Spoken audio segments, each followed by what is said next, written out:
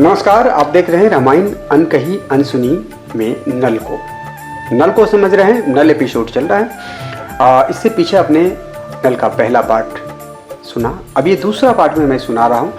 कहानी शुरू होती है यहाँ से, जब रावण विभीषण को लात मारकर अपने राजसभा से निकाल देते हैं। और जब आकाश मार्ग से विभीषण राम के पास पहुँचता है तो राम उसको लाने के लिए कहते हैं अपनी सेना से, लेकिन सेना मना करते हैं। फिर राम उनको कहते हैं कि भाई वो हमारे शरण में आए हैं, आप उनको ले आए। उससे आगे हम सुनते हैं कि आगे क्या हुआ। विभीषण झट ऊपर से उतरकर राम के पैरों में आ गिरा और राम के पूछने पर उसने रावण की सारी काली करतूत उन्हें खोल सुनकर बता डाली। तभी राम ने लक्ष्मण से समुद्र का पानी मंगवाकर विभीषण को तिलक करके लंका का राजा बना दिया। समुद्र पार करने की बात छिड़ने पर विभीषण ने कहा कि आप तो सागर के घराने से हैं जिनका यह समुद्र खुदवाया हुआ है। समुद्र पार करने की बात छिड़ने पर विभीषण ने कहा, क्योंकि राम ने विभीषण से चर्चा किया कि इस समुद्र को कैसे पार किया जा सकता है, और समुद्र जब तक पार नहीं करेंगे रावण से युद्ध नहीं होगा, और रावण से युद्ध नहीं होगा तो रावण मरेगा नहीं।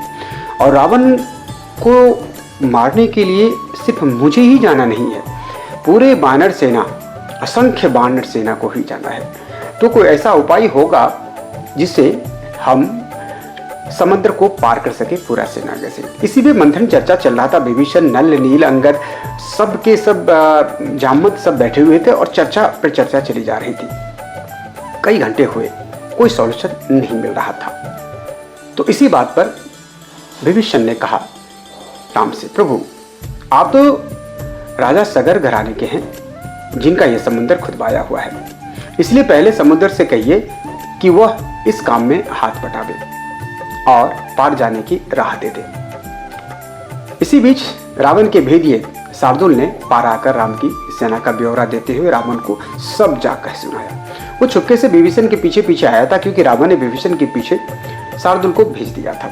और शार्दूल चुपके चुपके बंदर के वेश बनाकर आया और पूरे ये कहानी सुना और वो वापस जाकर के रावण को सुना दिया। सुनाया कि या तो आपने उन्हें सीता लौटा दीजिए, रावण को बोला, या सुग्रीव को जैसे तैसे अपनी ओर मिला लीजिए।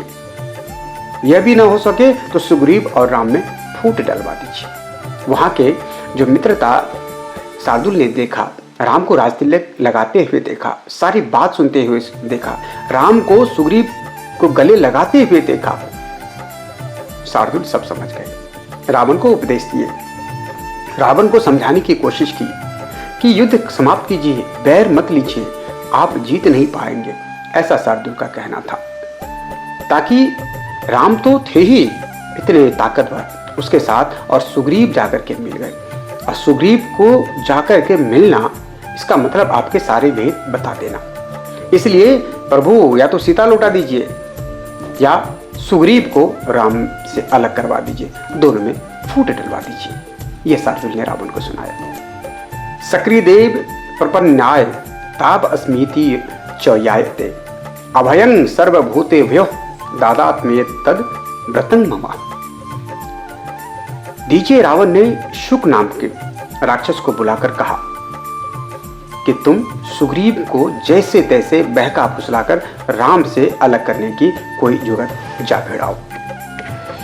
चूंकि जब उन्होंने, उनके पहले गुप्तचर ने, शार्दूल ने उसको सब बताया, तो रावण के माथा ठनका और उनको लगा कि नहीं, ये तो ठीक ही कह रहा है और इनकी बातों को समझना चाहिए।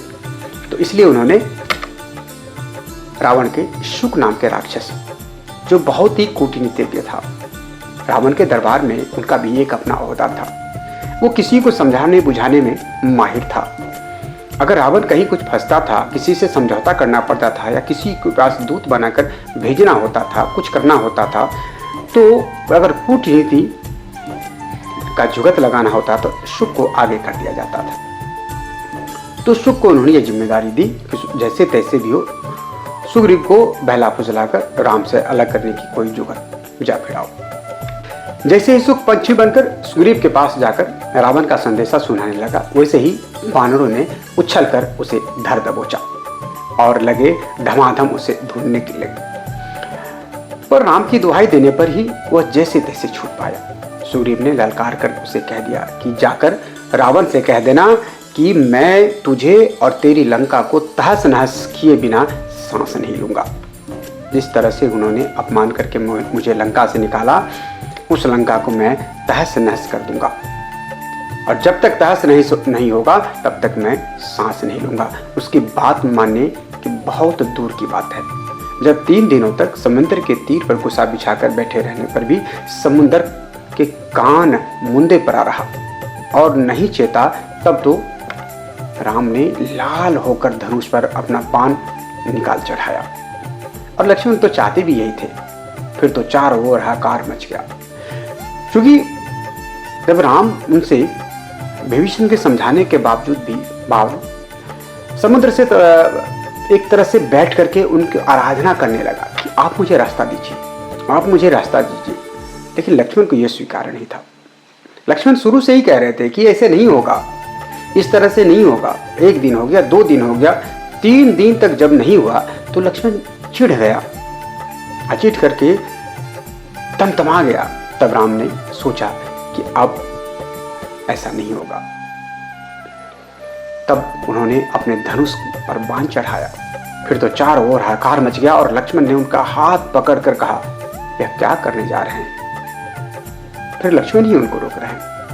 पहले तो लक्ष्मण ही गुस्से में था, लेकिन जब राम गुस्से में आया तो लक्ष्मण राम को रोक रहे हैं। समुद्र को सुखाए बिना भी अपना काम बन जाएगा, पर अब तो बाण चढ़ चुका था। चारों ओर खलबली मच गई थी और समुद्र के बीच से समुद्र के देवता निकलकर हाथ जोड़कर राम से कहने लगा, मैं तो अथाह हूं, मेरे पास कोई जा नहीं सकता, मेरे पास कोई नहीं जा सकता, पर मैं आपको ऐसी जुगत बताई देता हूं कि आप अपनी सारी सेना साथ लिए पार उतर जाएंगे। सब सेना को साथ लिए दिए आप पार उतर जाएंगे, लेकिन आप अपने बाण मत चलाइए। अगर आपने अपना बाण चला दिया तो हमारे अंदर हजारों करोड़ों जीव जंतु सबके प्राण सूख जाएंगे, और यह अच्छा नहीं होगा, यह अच्छा नहीं होगा रघुवर। यह सुनकर राम ने कहा कि अब तो मेरा बाण चढ़ चुका है, यह रीता नहीं जा सकता, यानी कि खाली नहीं जा सकता। बताओ छोड़े तो छोड़े किस पर? छोड़े समुद्र ने कहा, मेरे उत्तर की ओर द्रुमकुल्य देश में बड़े उटकपंजी और खटपटी आभीर रहते हैं, उन्हीं पर यह बाण छोड़ चलाइए प्रभु। और बाण का छूटना था कि सारा द्रुमकुल्य बालू का परासर बन गया। तब समुद्र ने राम से कहा, आपकी सेना में नल नाम का बानर विश्वकर्मा का बड़ा प्यारा बेटा है और कुछ भी बना खड़ा करने में माहिर है। बना खड़ा करना उसके बाएं हाथ का खेल है। मेरे ऊपर जैसा भी पुल बना देगा उसे मैं संभाले रखूंगा।